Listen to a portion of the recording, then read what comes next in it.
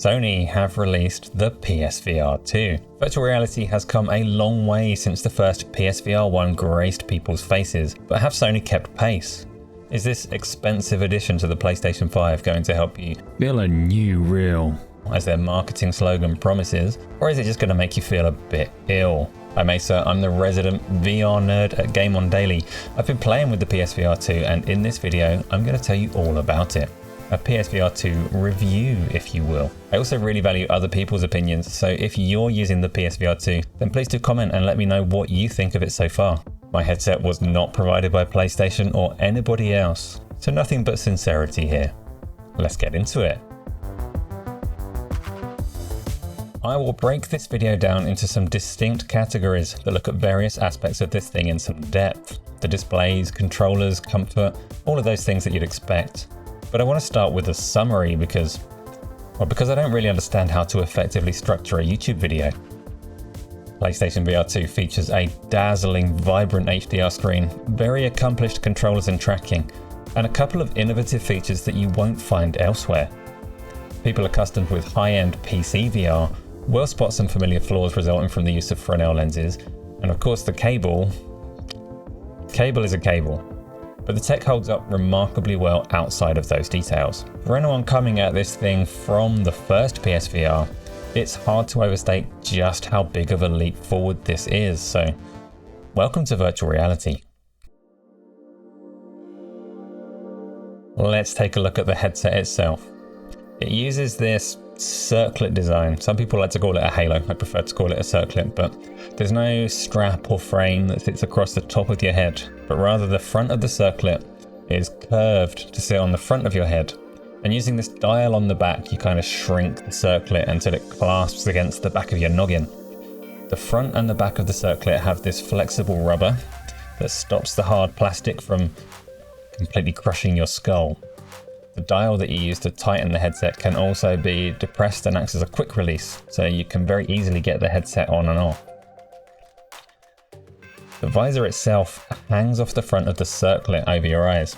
If you hold this button on the top, you can quickly adjust it forwards or towards or away from your eyes, and you can move it by quite a distance actually. Sony have specifically tried to cater for people wearing glasses. I don't personally wear glasses myself, so I can't attest to how well they've done there, but I would think as long as your frames aren't too wide, you can at least get this thing on. The visor is also lined with this light, folded, accordion-like rubber that presses gently against your face, and it's reasonably effective in blocking outside light.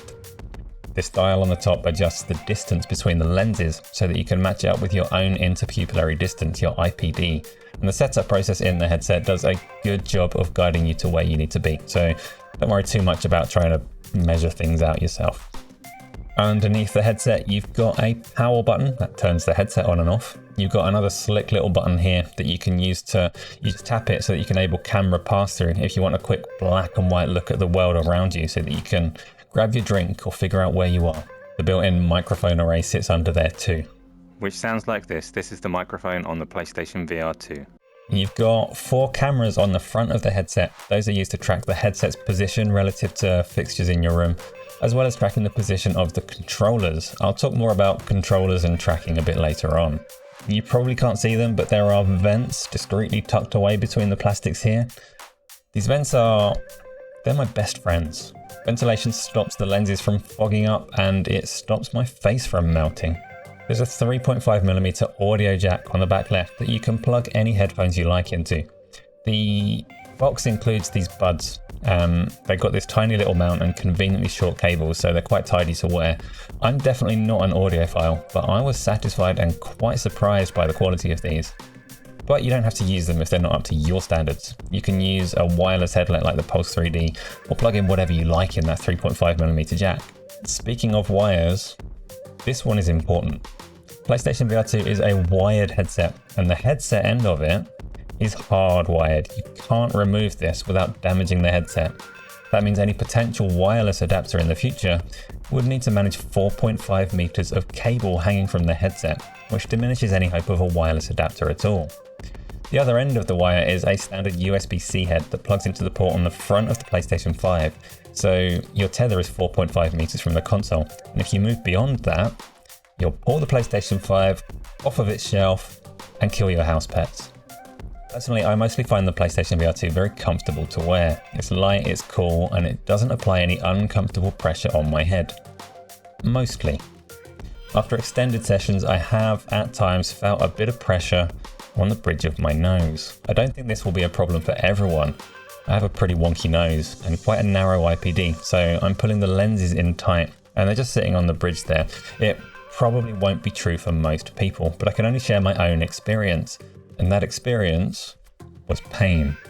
The headset comes with controllers. Sony dubbed these the Sense controllers, and you get one for your left hand and one for your right. For now, I'll say that the materials and the build quality are up there with the DualSense controller.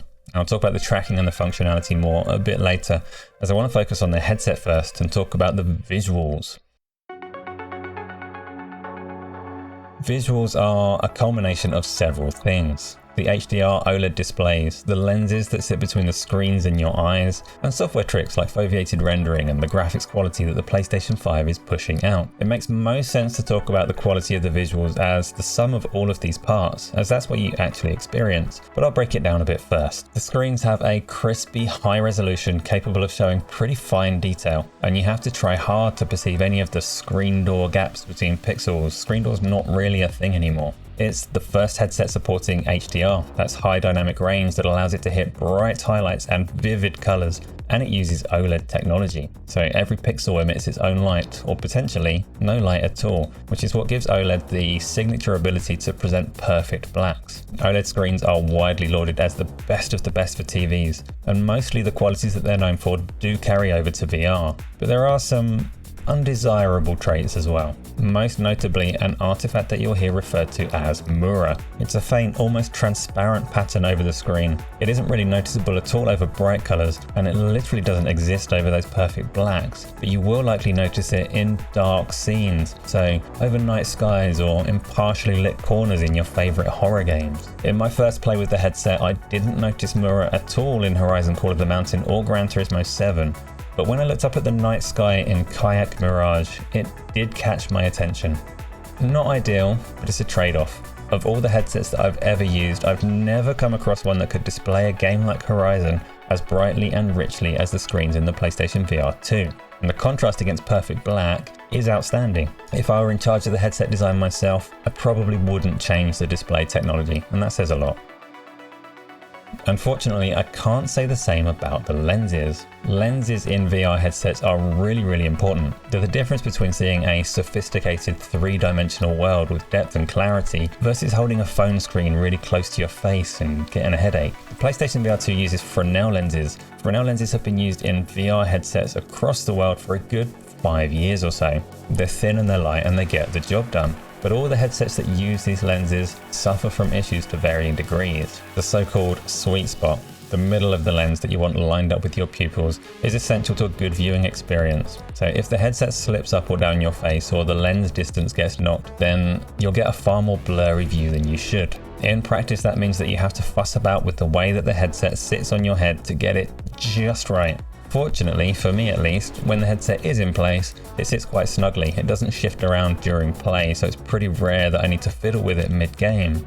Even when the headset sits in an optimal position, the sweet spot is limiting. If you look with your eyes to the edges of the screen, some of the clarity is somewhat diminished, and artifacts like chromatic aberration and God rays are introduced. Chromatic aberration is an artifact of light refracting through a lens at an angle and splitting out the component colors. It's the same concept as a rainbow or the prism experiment that you almost certainly did at school. It's not that extreme in PlayStation VR2, and it does only show at the edges of the screen, but there are definitely incidents where I notice it, like reading Luca's white subtitles in the stupid Gran Turismo 7 cafe. You see his white text, but also a red and a green version just off center. You can mitigate or eradicate chromatic aberration by simply looking directly at the text, but it's slightly less than ideal. Then there's the artifact that the VR community affectionately terms as God rays. Basically, if you have a really high contrast scene, like a white PlayStation logo against a black background, then the logo causes some glare across the lenses. The effect in the PlayStation VR2 is, to me, more akin to excessive bloom lighting than anything else. It's a glare around the bright spots, and it mostly plays splash screens and logos. It's rarely actually apparent in game scenarios. I probably sound fairly negative, but I'm really not trying to make the lenses sound like a disaster. Fresnel lenses have been a mainstay in virtual reality for at least 5 years, and personally I've had many great experiences wearing them. Yeah, I do have to acknowledge that they cause some imperfections around the edge of your view, but those imperfections don't ruin the experience in any drastic way. Still, in an ideal world, Sony would have adopted the new pancake style lenses that are becoming prevalent with some other new headsets on the market. If you're already accustomed to a headset that uses pancake lenses, then going to the PlayStation VR2, you will notice the difference. Of course, the other critical component of visual quality is the graphics themselves. The worlds that you're exploring are all rendered by a PlayStation 5. This is a console that has proven capable of pumping out some pretty stunning graphics to a TV, but often falling short of 4K resolution and 60 frames per second. PlayStation VR2 demands a similar fidelity. The 2K by 2K displays combine slightly more pixels than a 4K image, and theoretically, virtual reality demands frame rates of 90 or 120 per second, with the dire consequence of people feeling sick if they fail to hit those rates consistently. And it has to simultaneously generate distinct frames for the left and right eye for stereoscopic depth. It's very demanding. Now, I should say at this point, I think that if you are comparing the visual fidelity of the games against flat screen equivalents, then you're way off base in your understanding of what virtual reality gaming is. But you're definitely not alone in that. A lot of people expect to see worlds and characters equivalent to those in pancake games. The expectation may be unrealistic, but fortunately Sony do have some impressive software tricks that go a long way to narrowing the gap. Chief among those tricks is combining foveated rendering with eye tracking. Cameras inside the visor track where your eyes are focused and render that area at the highest quality, but that quality diminishes outside the point that you're looking at. Human eyesight actually has a really small focus point that sees with maximum clarity, and we look very directly at whatever we actually want to focus on. Test that for yourself, open up some text and see how you do reading words that your eyes aren't directly fixated on. Foveated rendering matches that very well. You won't perceive a reduction in detail outside of your focus point, because you always perceive less detail outside of your focus point, right? The big question is whether the eye tracking is accurate enough and the rendering shift is fast enough to stop you catching glimpses of those diminished graphics. Personally, I was a bit skeptical about this, but I have to say I think it's basically perfect. Very occasionally, I think that I catch it out and see the quality of materials on an object improve as I focus on it, but then of course that's how focusing works. If I can't be sure that I've caught out the eye tracking, I can only really conclude that it's working very well indeed. The other big trick that Sony employ is asynchronous reprojection of some variety to interpolate fake frames based on your head movements. I said earlier that VR games have to hit 90 or 120 Hz to stop people feeling sick. That isn't strictly true, or it is true, but CPU generated fake frames based on previous frame data can carry a chunk of that burden. It's not as simple as looking at the trajectory of objects and blending frames together though. It needs to do that, but crucially, it also needs to recreate those frames from a different perspective as your head moves around. And that complexity means that maybe it doesn't always get those frames quite right. This isn't a super nerdy deep dive into that technology though. The takeaway from this is that the most graphically demanding games like Horizon and Gran Turismo probably render at 60 frames per second to maximize the detail and fidelity of the world, but sometimes when you move your head around a lot, you might see some blur or even a bit of ghosting and some wobbly geometry. The upside is that the trade-offs and compromises to the character and the world detail when held up against a simple pancake game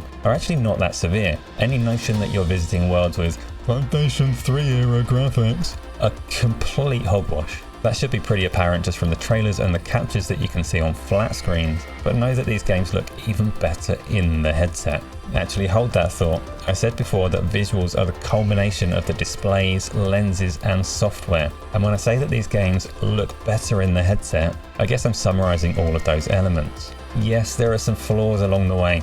Honestly, if you go into things looking for flaws, you're always going to find some. But the flaws that I've mentioned here aren't just me being pedantic, they are things that a lot of people will notice. None of those flaws take away from the fact that my jaw hit the floor when I first got into Horizon Call of the Mountain, and it somehow continued to fall to the floor numerous times since. Visually, the PlayStation VR2 and the PlayStation 5 deliver high quality modern VR, and you'd have to spend significantly over the top on PC and virtual reality hardware to best it. You can also use the PSVR2 in what Sony dub cinematic mode. It lets you play pancake games and other media on a big floating screen in the headset. That might sound tempting with the HDR OLED displays, but it's not something that I'd particularly recommend. Cinematic mode renders at 1080p and it introduces those Fresnel lens issues without any real benefit to make it worthwhile. You're better off playing your pancake games on even a low-end 4K TV if you have one of those available, and just using the headset for real virtual reality. Speaking of real virtual reality, that constitutes more than just a headset. That's something I don't think that Sony really understood at the point that they released the PlayStation VR1, but it's something I believe they very much understand now and fundamentally built into the PlayStation 5, ready for PSVR2. The Tempest 3D audio capability of the PlayStation 5 is nice for headphone users playing PlayStation 5 games, but it matters so much more in virtual reality. Horizon Call of the Mountain includes various tambourines and maracas just to show off the positional audio as you shake and bash them around your head. And obviously its worth carries well beyond musical instruments and gimmicks.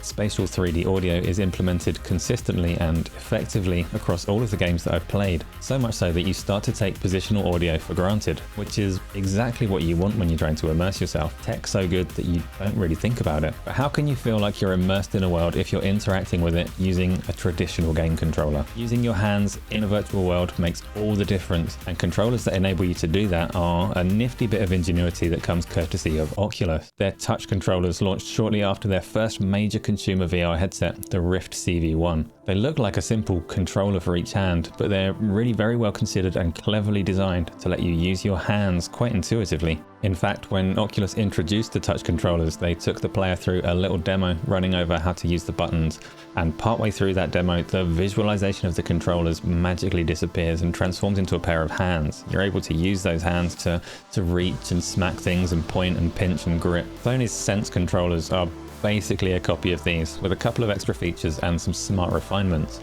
They sit comfortably in the palm of your hand, with a trigger under your index finger and a fairly wide grip button where your middle finger rests. Each controller has an analog stick within comfortable reach of your thumbs, as well as two of the cross, circle, square, triangle face buttons. You've got a share button on the left controller and an options button on the right controller, and they both have the little PlayStation symbol button to turn on the controller and to access the home dashboard. All of those buttons, even the grip, are capacitive buttons, so they register if you are resting on them as well as if you're pressing them. Your index finger can pull the trigger, it can rest on the trigger, or it can come off the trigger, and the latter is usually being registered as pointing. Breaking it down mechanically like that doesn't really sell the story, but the short of it is that if you physically point or give a thumbs up or various other gestures, they translate very naturally into the game. You can physically pick things up, you can pinch, you can pull the pin out of a grenade before throwing it, and it is all very natural. And now it can also be quite tactile.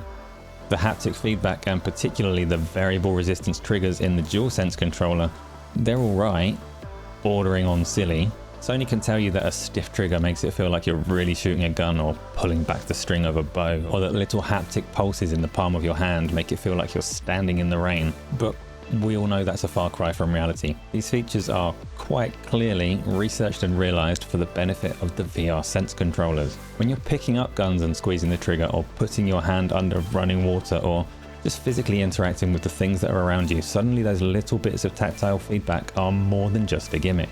I don't want to oversell it and pretend that you can physically feel the world around you, but Sony have made a positive step in that direction. It isn't a game changer, but it is a touch of VR sophistication that you can't really find anywhere else in the consumer space right now. The controllers feature these quite prominent rings, and visibility of these rings is what enables the headset to track the position of the controllers. You've got a complete ring around your wrist and a partial ring over the back of your hand. They're not heavy or cumbersome, and the position of the rings leaves the palm side of your hands relatively unhindered.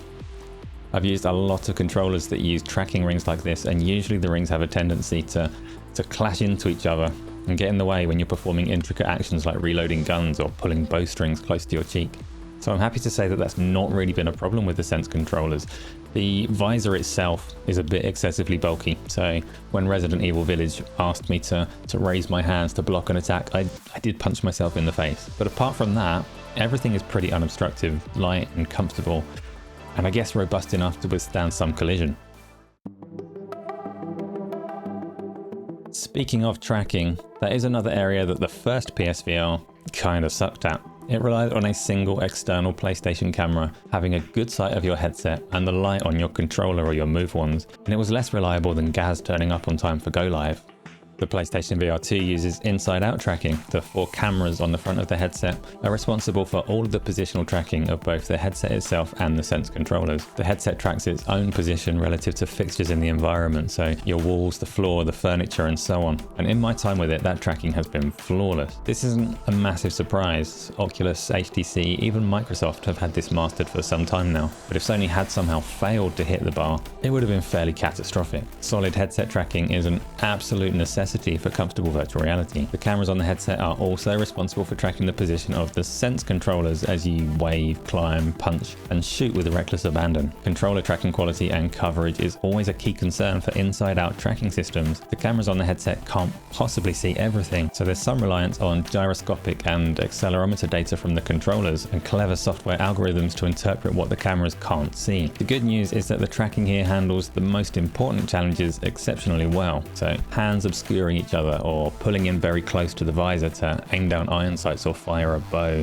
Inside-out tracking often struggles with these very common scenarios, and the failures are very quickly apparent to the player because these things take place in your direct line of sight and usually make your immediate task difficult or impossible. With PlayStation VR2, I didn't experience any loss of tracking or weirdness in these scenarios whatsoever. The other clear blind spot for inside-out tracking is the huge area of space outside the field of view of any cameras. Obviously, having your hands behind you takes them out of view, but it can also include more common and useful actions like raising your hands above your head or resting them by your sides. The PlayStation VR2 cameras are very much front-facing with only a slight dipped angle on the lower ones, but they must have exceptionally wide-angled lenses as the coverage they provide is surprisingly, well, wide. I haven't played a game that features a player mirror yet, which is usually the easiest way to check what the tracking can do, but playing around with my own shadow in Horizon confirmed that the gyroscopic features of the controller keep going while they're out of the tracking range, and it gives a reasonable estimate of position. And when I do try and pull them back in front of me, they snap back into their exact position sooner than I have visibility of them. At this point, I would say I consider the tracking to be basically on a par with Meta's Quest 2. It's fit for purpose, but there will definitely be some scenarios that reveal its shortfalls. Maybe charging forwards with lightsabers over your head or blind firing a second weapon in the direction that you're not looking. Cool, psychotic stuff like that. I've used the headset in low light, I've used it with artificial room lights, glaring key lights pointing straight at it, and pretty much everything except complete darkness, and none of those conditions have impacted the tracking for me. Overall, I'd say I'm pretty impressed with the tracking. Yes, better options exist if you throw enough money around. You can use external base stations with Valve's Knuckles or the self-tracking Quest Pro controllers, but the PlayStation VR and the Sense controllers comfortably cross the good enough tracking to have fun threshold. The final detail that separates PlayStation's VR from the alternatives is that it's PlayStation's VR. The headset operates very much as part of the PlayStation 5 console experience, with the familiar friends list, party systems, trophies and all that jazz. It's well integrated and very easy to get into. You can launch games from the dashboard and seamlessly transition into virtual reality when it suits you. And playing a game is as simple as playing a game. There's no pissing about optimizing your settings, you just get on with it and it simply works. That is of course the classic PC gaming versus console gaming scenario, but it feels more significant in virtual reality, where menus are even less fun and poor optimization has more dire consequences. Now don't get me wrong, PC VR definitely has its advantages. You can play with mods, there's more hardware choices, and there are wireless options in that space. Those are all really exciting, but simplicity is a strength in favor of the PlayStation VR 2. The last point to touch is the price and the value. The PSVR 2 and the PlayStation 5 together sit in a unique position in the VR space. There are standalone headsets that you can get for a much lower price than this combo, but they don't offer the same quality of experience, not by a long shot. The premium standalone headsets don't really come close either. That's not to say that standalone VR is altogether terrible, but it's a different class of experience. Alternatively, you can pair those standalone headsets with a high-end PC or get a dedicated PC VR headset. Then you can get yourself into VR at a quality that meets or exceeds what the PlayStation VR 2 can deliver if you really want to, but not without shooting way over the top of the price on both the PC and the headset. PlayStation's VR sits in its own little bracket. It delivers incredible virtual reality. Wireless support and pancake lenses would put it pretty close to perfection, but it's still very tantalizing as it is. It costs what it costs and its future is quite uncertain, so it's really up to you if you take the plunge or not. I also haven't spoken at all about the games library in this video, and I'm not going to. But a follow-up video on current and future games could certainly be a thing if you want it. I think I've covered all of the hardware quite thoroughly, but I'm sure I've missed something. So if you have any questions, then leave them in the comments and you shall have answers. But I think for now, that's it for this little review. So hit like, share it around, tell me what you think, and I'll see you on another one.